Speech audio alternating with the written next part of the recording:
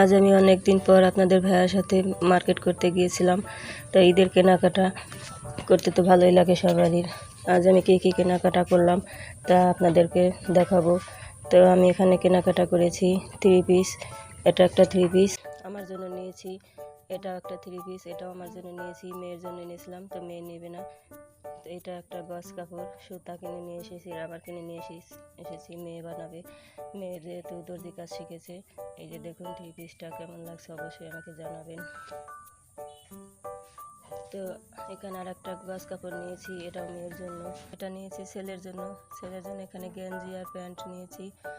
তো সবসময় আমি একাই কেনাকাটা করি।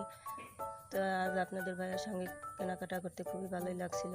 এখানে আপনাদের ভাইয়ের জন্য জুতা নিয়েছি, এটা আমার জুতা। আর এখানে নিয়েছি মেয়ের জন্য কসমেটিক। তো কেমন লাগলো অবশ্যই জানাবেন।